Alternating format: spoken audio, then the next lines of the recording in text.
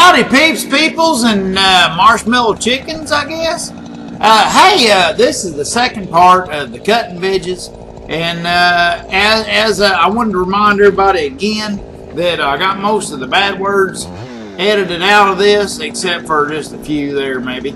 And but there'll be a tad bit of little Johnny, little Sally's are watching. There'll be a tad bit of longer language, but not much. And we got I think 2 or 3 more trees to finish up this on the road timber cutting vintage jazz. So once we get look at that ditch is soft now. Pee Wee barely made it out the other day. But anyways, where was that? This here ash, I put a notch in it the other day, but Stevie was down there at the den. Stevie has been running the den about all week, doing a great job. Pretty tickled with him. Handling the stress pretty good. There's a lot of stress with that job, and he's carried it on his shoulders pretty daggone good. So I mean, pretty proud of him there. Now that tree had a lot of hard sod lean away from me, and you seen how I kind of just chase cutted it. And you know, I don't advise doing that much, but I did it on that one. This here's a big veneer white oak. So the trick here with this tree, here's going to be the trick with this tree. We got to get them sugar maples out of the way. Pee Wee's going to knock him out of the way here with the skidder here in a minute. But the trick to this white oak, it's leaning pretty hard towards the road. Not super duper mega super hard, but pretty hard. And here's the thing with white oak. We're going to have to cripple enough wood, enough fiber out of this thing to where it don't pull splinters and stuff like that, and don't pull on the fibers in there to mess up the veneer slicers. Okay, the thing about this white oak tree is to take off enough wood to where you don't pull fibers, but leave enough to where you don't lose it in the road. And here I'm cleaning up some bypass. My word of my opinion advice, clean out your bypass. Always clean out that bypass wood. If you're trying to do precise cutting, which if you're trying to do a good job cutting to start with, you better be trying to be precise. And you got to get that bypass out there. You made bypass, you better fix it. And that's what I'm doing right there, is getting that out there so that tree becomes a predictable tree that goes exactly where you expect it to go, where you're trying to get it to go, if you see what I mean, instead of, you know, 3 feet off to the right or 3 feet off to the left, that type of thing. So here we got it set up, and Pee Wee's getting ready to back in, and I'll let's see, I'm crippling up these little maple trees, and Pee Wee's getting ready to knock them down. I don't know where I'm at on the vision here. I don't know if I need to keep talking or shut up. Oh yeah, okay. So he's coming out there, and oh, look out there now, driver. Probably put a dent in that skidder with that little tree there. Probably crushed the hood in on that thing just a little bit. But he's going to come up and he's going to knock this junk out of my way so I can get around there on the other side and get my motor down on the compression side and clean that cut up and try to get it right. You know, when you're cutting a veneer tree, now you're trying to get everything right. You know, I'm yakking. But I'm gonna cut that stuff out of my way and get it out of the way so I can get my motor down in there instead of being up against obstacles to where I can do a good job. All this is cleaning this out so I can get my motor in there. That's all I'm doing. See, I got that cleaned out and down there, and that one's out of the way. So now when I stab in there on the compression side, I'm gonna get my motor down and see there's room for it to slide right through.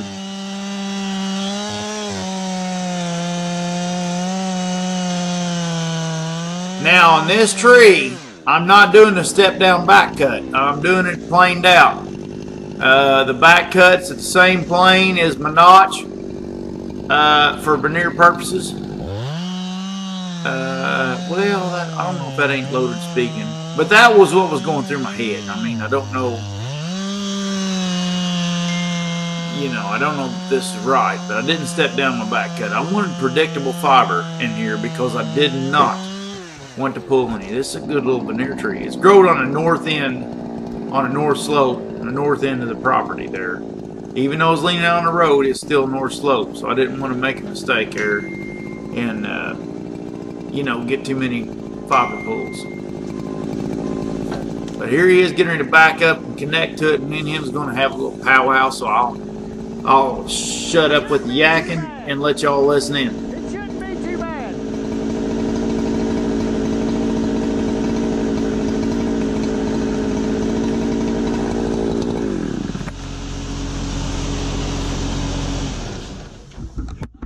It shouldn't be too bad, but I got to loosen enough of it up. If it starts to go, I'll get the foot. Just take it. Okay. I'm going to try to leave a release like you'd like me to on this set right here. And be done with the hinge when I get there, but if it starts to go on you, just take it. Okay. And I'll get the foot out of here. I'm standing in a pretty good spot. Well, whenever you take off, I'll push it then. Okay. Okay. I have to. Yeah, okay. It should go fine. All I was relaying to him is how I was going to go about this, and he understood every damn bit of it because I'm kind of cutting this tree the way he likes it. From his standpoint, is putting a release tab on it so that way the tree's going to stand there and not try to sneak off on him. And then he can watch from, it kind of helps him. He can kind of watch from the seat and see me snip it, walk off, and he knows what the tree's going through, so he don't have to put out so much effort to feel it. But the main reason for leaving the release tab and stuff like that on this tree is so it's a predictable, finished tree with all the fibers released.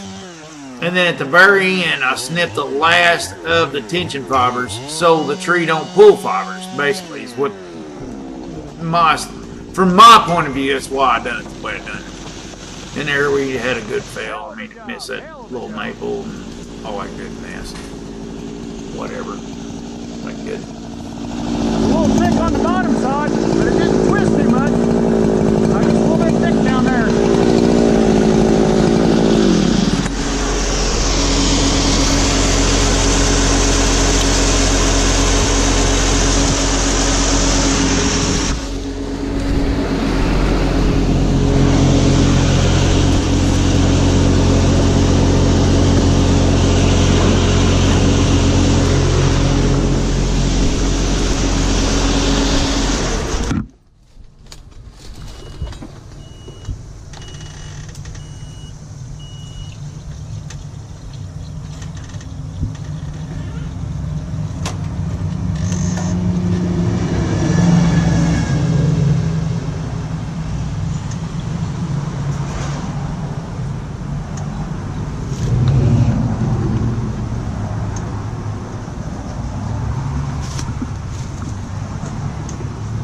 God, didn't take long. Back up a bunch of traffic.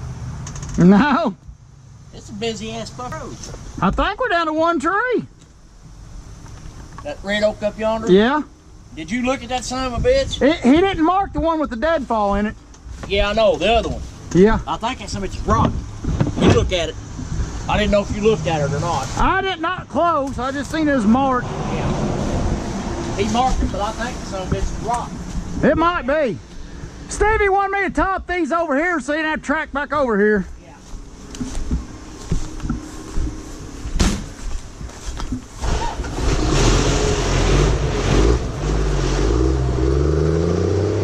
Alright, here's the last tree of this whole caper, and it's a black oak tree in the red oak family.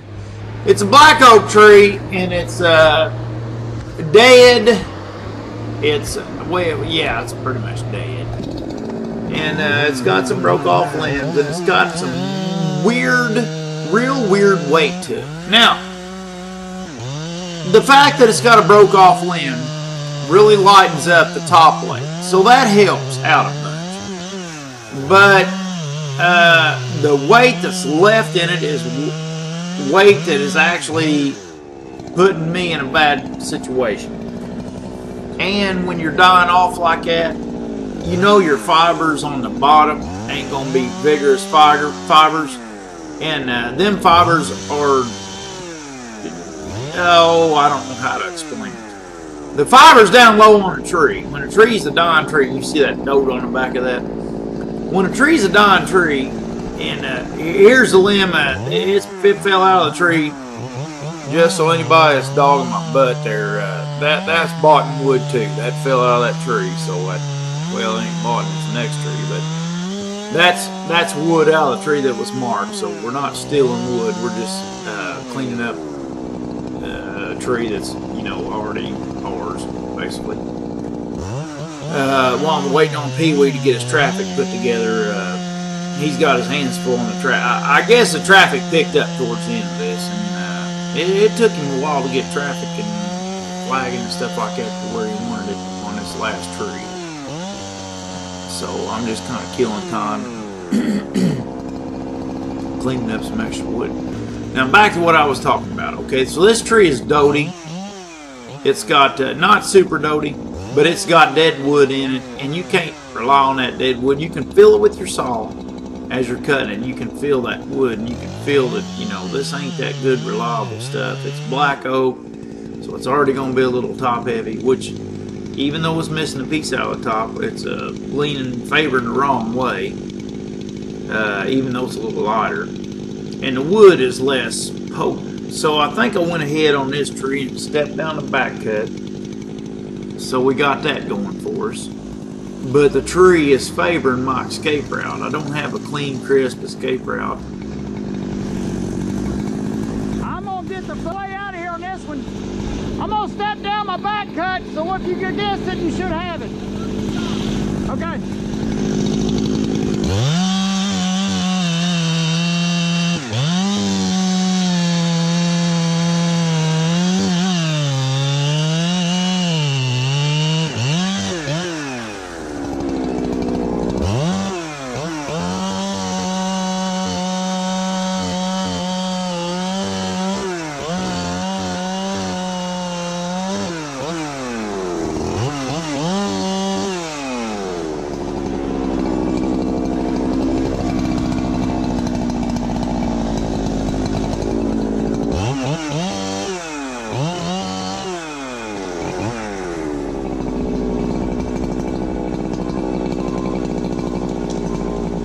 Alright, he's getting up against it, and we're getting ready to throttle into this baby.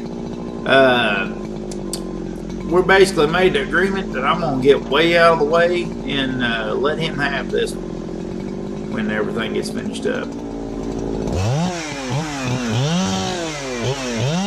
You can see all the dope back here.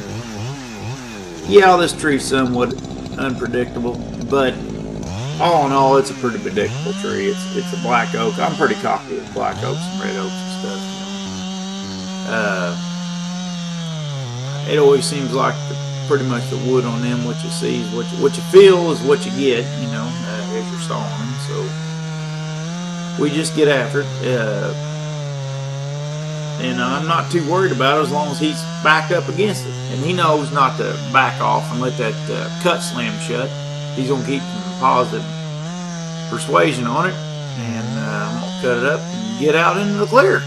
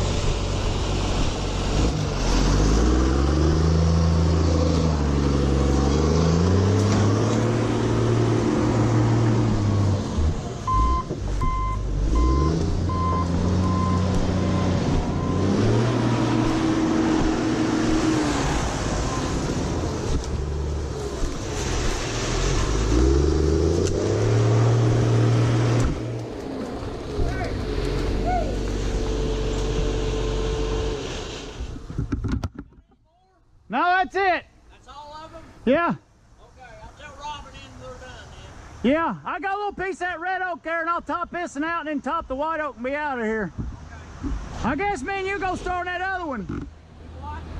When we get that done, I guess me and you go on that other job, huh? Okay. I'll grab that one there if you top it and take it out as it goes. Okay. Maybe that little red oak piece there too again. Okay.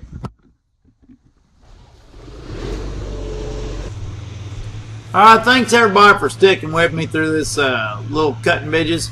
It's been a while, and I wanted to do a good job trying to cover that for everybody. Now, when I walked up here to this truck, I forgot all about my saw sheath is in the Dodge, in the Hemi. So I forgot about it, but I forgot all about the camera being on my helmet, so I just kind of flop it in here. And I wanted to go ahead and leave it on here looking at it. I was like, yeah, I'm stripping down now. Lord, wait, hell yeah. But, anyways, I just want to say everybody hit the buttons and everything. And leave me comments and let me know what you think. And if you ain't subscribed, hit all them buttons and all that good mess. Thanks, everybody. Later on.